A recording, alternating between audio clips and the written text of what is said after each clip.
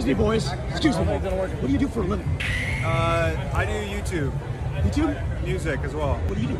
I steal content. I'm a content thief. XQC is one of the most famous Twitch streamers of all time. He's been doing esports since 2016, while also streaming regularly as a part of the competitive Overwatch scene. After being involved in a few controversies as a part of esports, he eventually just quit that scene altogether and became a full-time streamer over on Twitch. He would game, he would react, he would engage with chat, all the typical stuff you do as a streamer. And most importantly, despite streaming to an English audience, he still never managed to learn the English language. No, yeah. I'm a happy that bag. I've seen some of these documentaries. I ain't believe none of that. Hey, the game government and no getting no one in the best sample, no give my 3D. I have no idea what the fuck you're saying right now. It's actually quite impressive. But my impression is that XQC was relatively well liked in the streaming world. He was seen as not a super toxic streamer, even despite his learning disability and low IQ.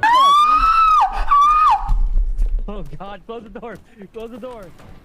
But as of recently, a lot of people are coming out to express their distaste for XQC. A lot of this started with the React drama of 2023. A channel called Lemino had put out this long, detailed, high production value video, which goes over every step of the assassination of President John F. Kennedy. Very well done video, by the way. Then XQC posted his reaction to that video to his channel very shortly after. The reaction is nearly the same length as the initial video, and he doesn't add very much at all in this reaction. So then this dude named Bub Games points that out and basically calls out XQC for re-uploading that video with no actual real input, right? This may as well be a straight up rip of the original video from Lemino. And then Mudahar quotes that, saying, "It's just a shame that garbage like this fills the recommended tab." And this kind of kicked off an entire saga where Mudahar and other YouTubers were going after XQC for what they saw as his blatant content theft, where he would sit down, react to a long, detailed, well thought out video on stream, and he wouldn't actually add anything to the content, right? It's not a matter of like lack of research or lack of preparation. It's literally just like he would watch a video and he wouldn't have almost anything to say about it. And I mean, realistically, what would XQC have to talk about regarding the JFK assassination? Now, at this moment in time, nobody's bringing up revenue. I'm just really talking about the impressions, right? Based on the finite recommendations algorithm,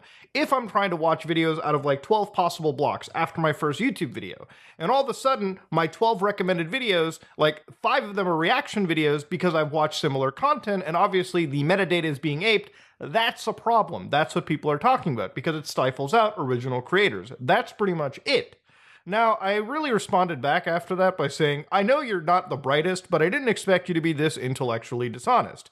And I pretty much go with the entire statement that I made. I've even said that we've demonized individuals like Jinx back in the day for being a terrible reaction creator. And the way all of this would really come to a head was with a debate between Ethan Klein of the H3 podcast and XQC himself. The debate was viewed really heavily in Ethan's favor, as XQC had a very hard time justifying his reaction to a full video while adding nothing. It was a tough sell. It didn't help that at some point X clearly stopped caring about trying to make his point and was just going full monkey mode with his responses and didn't really care to make a legitimate answer to Ethan, basically. And that frustrated Ethan to no end. He was trying to have like a decently good faith debate, I would say. What? Dude, you're being silly, bro. You're being ridiculous. Well, it seems like I have to prove everything and you have to prove nothing. That's not at all what's been happening. And you've done nothing except prove some defunct All right, thank you, buddy. It was a good chat. I think that we've done a good job at getting to the heart of what you care about. And how you feel about taking people's videos. I think it was illuminating. I think we had a really good conversation. Oh my God, it's over. Yeah. I mean, I don't think you have anything else interesting to say, so I think we can wrap it up. Really? Oh, I think your audience thinks I have something interesting to say. It's just the problem is that you're running How long do you want me to sit here and listen to you, watch you crawl around on the ground like a worm? I have a show to do, dude.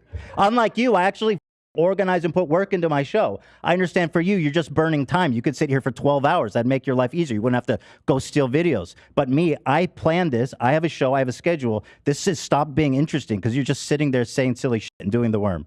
So with that being said, thank you for calling. I feel like it was very illuminating, and I wish you the best, and I hope you have a great stream. It did not help that after the fact, when they were arguing over text, XQC decided to send Ethan a picture of his expensive watch so that he could be like, hey, look how rich I am off of stealing content. I think the exact quote was, "Don't forget, I got your whole house on my wrist." Whole house on my wrist. Don't forget. And this just made XQC look like his only concern is money, and when someone has a legitimate grievance with him, he'll just brag about how much money he makes rather than trying to seriously argue with them. Although I admit that at the time, I found this pretty funny, and it is a douchey thing to do. Like, there's no reason to do this, optically speaking, if you actually want to win a debate, but I kind of do like the not giving a fuck attitude, even if it made him look pretty bad. The next time XQC got into hot water was around the war with Gaza. Basically, XQC posted a video with him soy facing in the thumbnail, and then you have like a building just getting demolished in the background. And everyone was saying he was so scummy for this. I guess we're not taking the situation very seriously and soy facing at it. Weird that they didn't feel the need to call out Hassan, who lied about the events of the conflict, which I think is way more offensive than soy facing and being like, wow, chat, this is actually crazy, chat. But that's just how things are. There's always double standards, it seems, when it comes to Hassan Piker and Twitch streamers in general. Really, I think with Twitch, what you do optically matters way more than like what actually happens. So because Hassan claims to be like a serious political commentator and journalist, he can get away with it, even though he's doing like objectively a worse job than even someone like XQC, who's barely even trying. But the way that XQC responded is what made people really seriously mauled and just get like genuinely really upset at this situation. So he posts this picture of himself with all this money, and this just like angered people to no end. I get why they were mad, to be honest. Like, maybe I'm just a fucking scumbag, but I found it really funny. It's to be upset. It's a lost cause. Okay. So, as a response to this, I decided to post a flex on this guy. So the official response is just a straight flex. Wanna know why? This is just the cringiest flex possible. If somebody's goal is to be upset, well, I will give them everything that he needs to be upset. That's what I did. That's the only reasoning.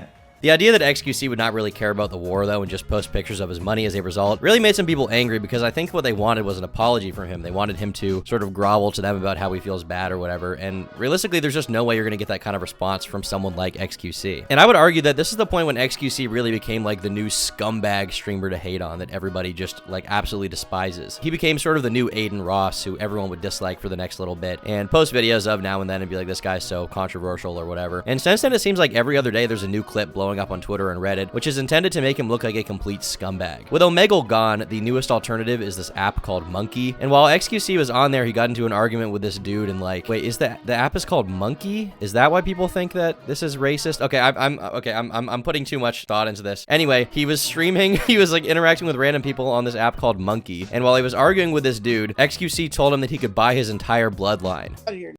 If nobody want to talk to your goofy ass, you like Shaggy. You like you pet dogs for a living. I'm gonna give it a buck. I'm gonna give it a buck. I could take my daily check and buy your entire bloodline. And just because this dude is black, everyone started calling XQC racist, because that's like the go-to insult these days. You need to catch all to discredit someone. You just call them racist, and that manages to write off all their opinions, anything they could possibly say in response. Well, now they're racist. And to be clear, X is being a douche. He's being mean. He doesn't sound good. You can call him out for that. But to call this racist is just dumb. And people are seeing things that are not there. Is the ghost of racism in the room with us right now? And he responded as much, saying that he was not saying anything racist. He was just being an asshole. Out of here. If nobody want to talk to your goofy ass. Bro, I don't get it, play. It's not racist at all. Bro, I'm gonna give it a buck. I'm gonna give it a buck. I could take my daily check and buy your entire bloodline. Guys. Everybody knows, chat. It's a joke I make all the time. It's stupid, okay? It's a stupid joke, but it's like I say to everybody, okay? Whenever it's just because it riles up the chat, it riles up everybody because nobody likes that topic, and it's just something I say, okay? Guys, do I have to explain the joke? Do I have to explain it, even without context? It's still fine, okay? Even without, because why? Because it's not. It would be $45 if Pokey made it lol. Because if you always say something, okay, give me it's always the same joke. It doesn't matter who you say it to. It's still fine, okay? I don't have to tailor my joke around your feelings.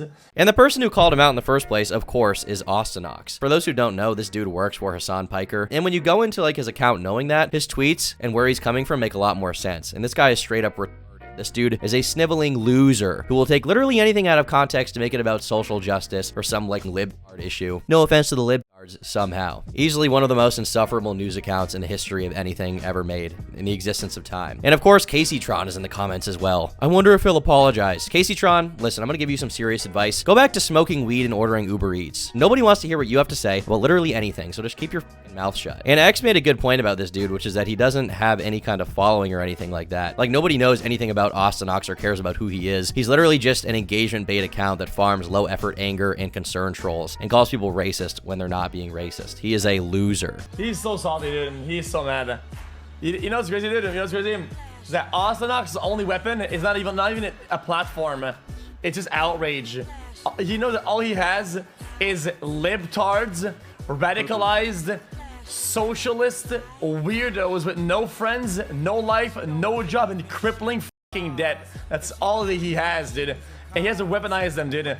That's all he has left. It is what it is. It's okay, though. It's okay.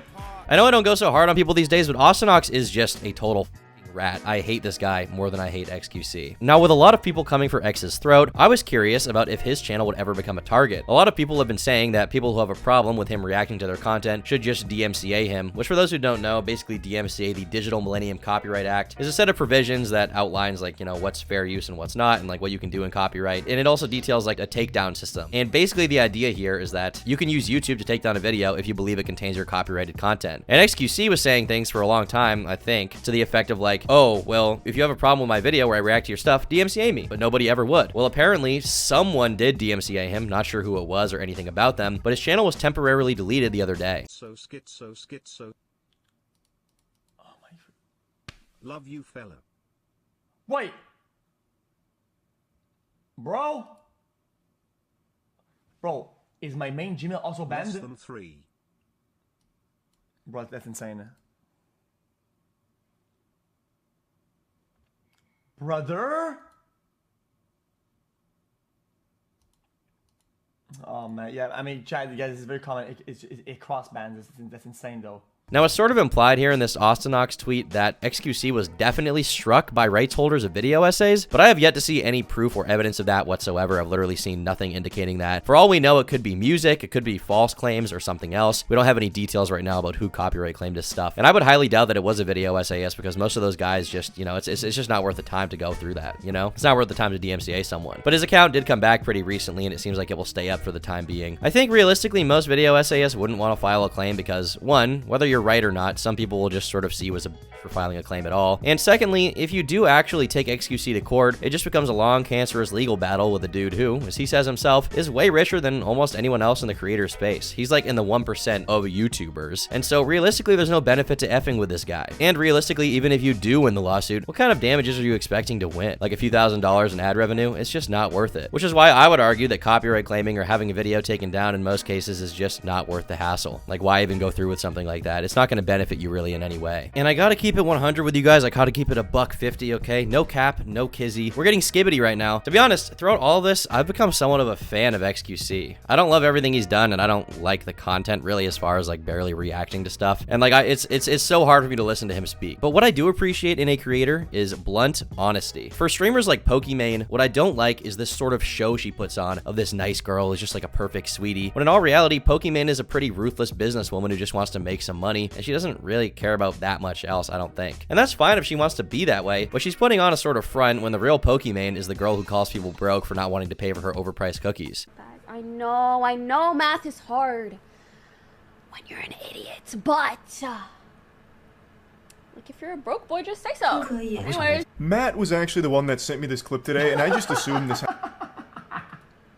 had to be some kind of bad joke she tried to tell, but watching the clip, what I like about XQC is that there is no character. There's no act he's putting on. What you see is what you get. He's a money-hungry dude who really does not care about much else. Doesn't have super strong morals or ethics. It doesn't really care that people are mad at him at all. When people say he profits off of war, he shows them his stacks of money. And I like someone who's not trying to pretend to be someone they're not. I would even go as far as to say it's a little bit based of him to not cower to the Twitter mob and just fully be himself at all times. Like when the Israel-Palestine thing was really heating up, he proposed a magnificent solution to this problem that very few people have considered, but I think really changes the game. Yeah, this is a really bad question, chat. Why don't they just, and this will sound really bad, why don't they take the whole piece of land, full reset, all the same, and just call it like Landia. Like, it's just land. Like, fuck it. And just, everybody wins. What? No, it's just one thing.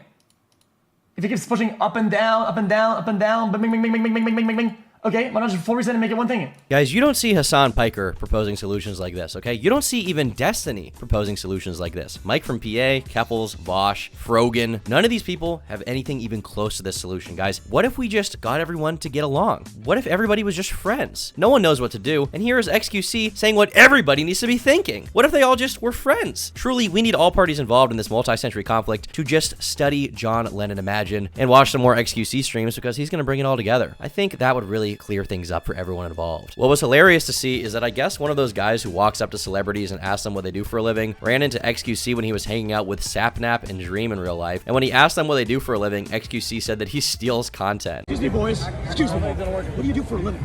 I do YouTube. YouTube? Music as well. What do you do? I steal content. I'm a content thief.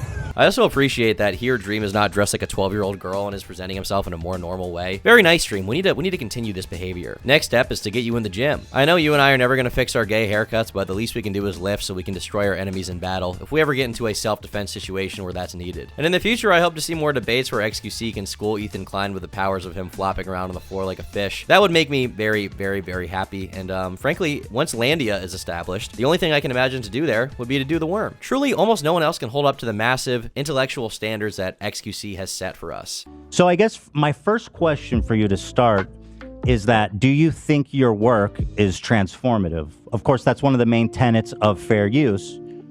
Do you think your work is transformative? Yes. You do? Yep.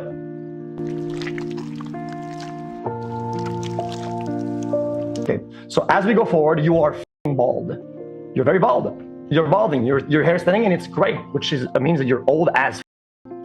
Got it. Is this fun? The premise is faulty, my friend. Baldy, is this fun for you or not? And hopefully he can also learn how to speak English, because he needs a little work on that. Get this boy medicated, he's stuttering. If you guys enjoyed this video, be sure to leave a like. If you disliked it, then leave a dislike. Drop a comment down below with your thoughts on all of this. Always good to hear what you guys have to say. And I'll see you all in the next video really, really soon. Bye. And be sure to become a member. For $5 a month, they get the members-only podcasts and exclusive videos that only members get. Thanks so much for your support.